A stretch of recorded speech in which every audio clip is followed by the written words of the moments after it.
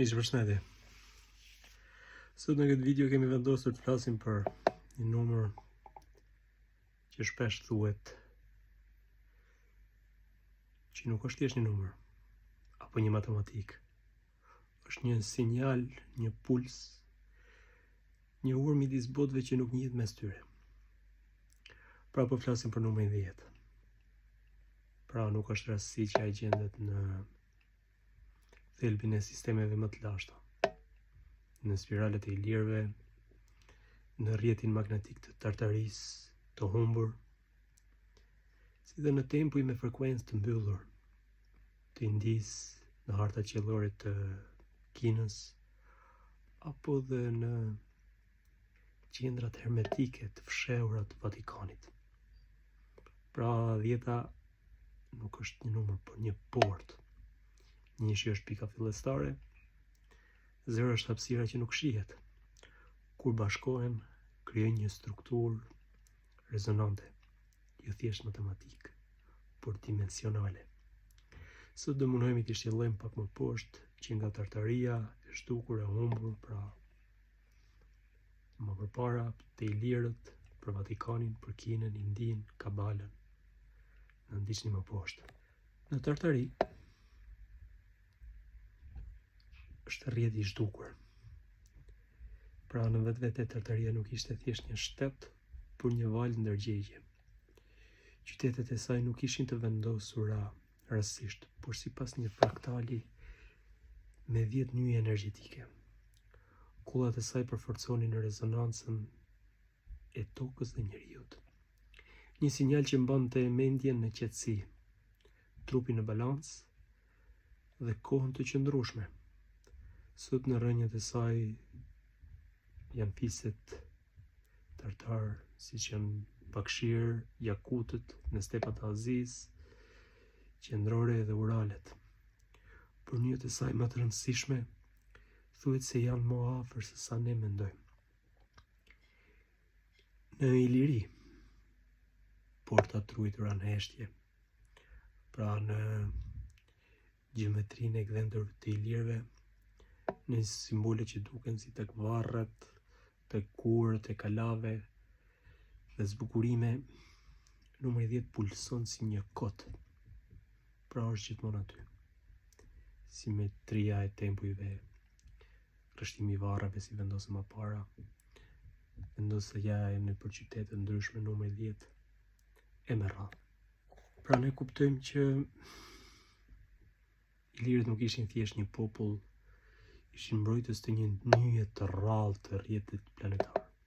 Shpesh në për emisione flitet për një ndër portat që lidhet me universin, ndodhet edhe në Shqipëri, disa thojnë Mali të Morrit, disa Mali Jezercës, Mali Idejes, Korabi, e shumë mistere, por që diçka midis këtyre fjalëve tregon që ka diçka më të mistershme që lidhet me shtresat e ndërgjegjës kozmike.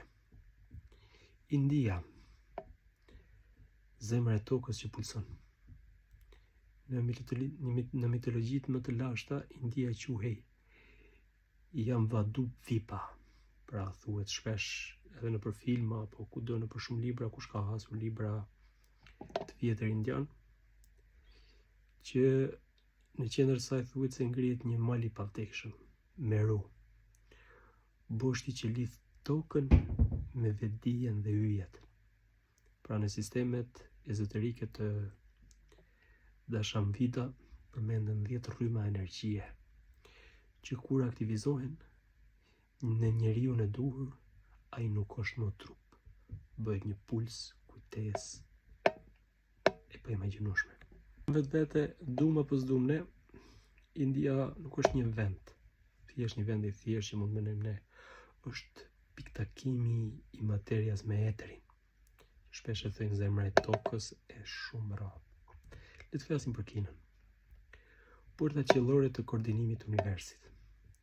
Në hartat më të vjetra qiellore kineze përmenden 10 qej, 10 djej, jo si hapësira të jashtme, por si fush frekuencash që përkojnë me ciklet e tokës, Tempujt e vjetër janë të ndërtuar mbi pika ku forcat qiellore zbresin në mënyrë të padukshme. Thuhet se kush ecën mbi këtë rrjet nuk humbet kurrë.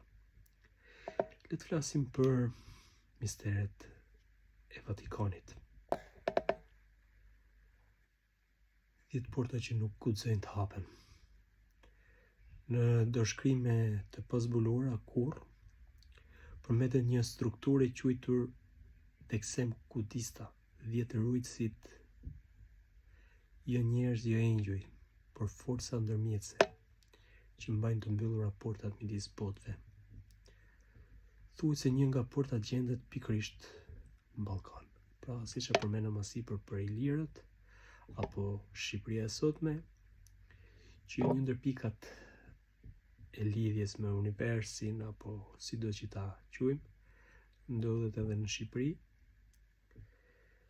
Një vend që diku njeh si veni i spirales pastër pra. Në Kabala 10 sefirët që ndërtojnë realitetin. Pra në Kabala pema e jetës ka 10 rrënjë. Çdo rrënjë është një portal shpirtëror. Kur i aktivizon të gjitha, ti nuk je më njeri i zakonshëm. Ti bëhesh krijuesi i realitetit. Shpresoj t'ju ketë pëlqyer këtë video. Shihemi në videot e tjera ditë marr. Ju përshëndes.